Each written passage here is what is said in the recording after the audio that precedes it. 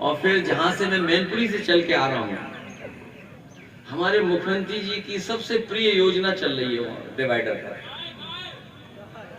मैनपुरी से चल के आया हूँ, हमें पूरी सड़क पर सांड ही सांड दिखाई दी।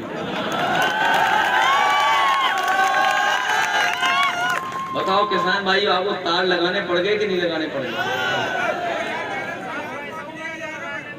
बताओ आपको खेत अपने बचाने पड़ रहे कि नहीं बचाने पड़ रहे? कम से कम मुख्यमंत्री जी आए थे तो यही बता देते कि सांडों से कैसे बचेगी मैनपुरी, या हमारे खेत किसानों के कैसे बचेंगे। सोचिए ये हालत है, बताओ आज।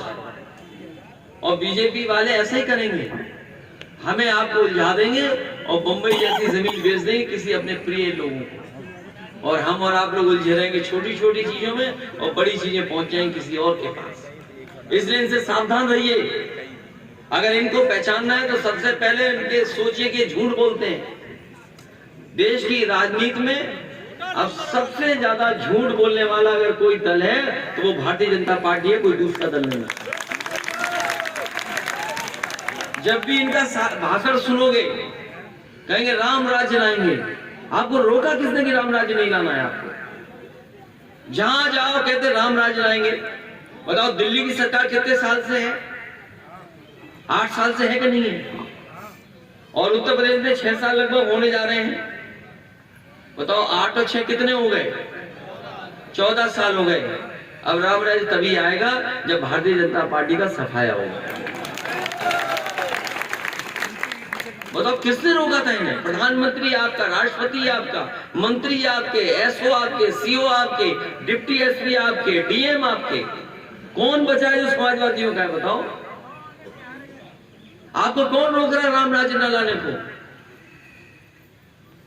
और राम राज्य कुछ नहीं है, जो समाजवाद है वही राम राज्य है। जिस समय समाजवादी व्यवस्था लागू हो जाएगी वही राम राज्य है।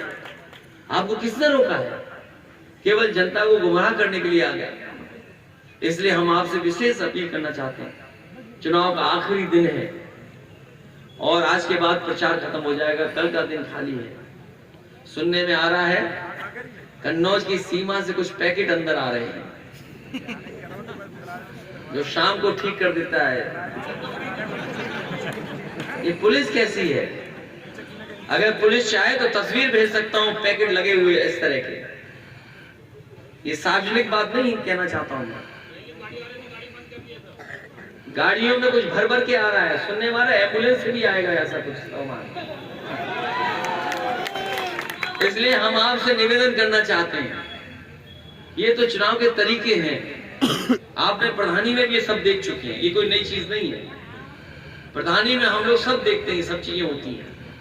लेकिन ये बड़ा चुनाव है, देश का बड़ा चुनाव है। पूरा देश देख रहा है कि मैनपुरी की जनता क्या फैसला लेगी। पूरा देश ये देख रहा है कि जनता किस तरीके से नेताजी के साथ जुड़ी थी। ये चुनाव जरूर डिम्पल यादव का है, लेकिन नेताजी के ना रहने पर यह पहला चुनाव होने जा रहा है। इसलिए हम आपसे विशेष अपील करना चाहते हैं कि नेताजी जिंदगी भर गरीब किसान की लड़ाई लड़ने का काम किया, जमीन पर रहने वाले लोगों की मदद करने का काम किया। ये तमाम व्यवस्थाएं उन्होंने लागू की हैं, सड़क, बिजली, पानी, ये बताएं कहीं पुल बनाए हो, कहीं सड़क बनाई हो, ये सब नेताजी की देन है। नेताजी ने एम्बुलेंस चलवाई, ये 100 नंबर गाड़ी भी समाजवादियों ने चलाई है। तो ये जितनी व्यवस्था बनाई है समाजवादियों ने बनाई है, और बीजेपी ने हर व्यवस्था को खराब करने का काम किया। इसलिए नेताजी को याद करके एक एक वोट समाजवादी पार्टी के पक्ष में डाल देना, यही निवेदन, यही अपील मैं आप सबसे करने आया हूँ। इन्हीं शब्दों के साथ अपने मंच पे जितने नेता उनका धन्यवाद देता हूँ, आई हुई माताओं बहनों का भी धन्यवाद देता हूँ, किसान भाइयों का और नौजवान साथियों का बहुत बहुत धन्यवाद। इस उम्मीद भरोसे के साथ इस बार एक एक वोट आप समाजवादी पार्टी को देकर के ऐतिहासिक जीत दिलाने का काम करेंगे। बहुत बहुत धन्यवाद।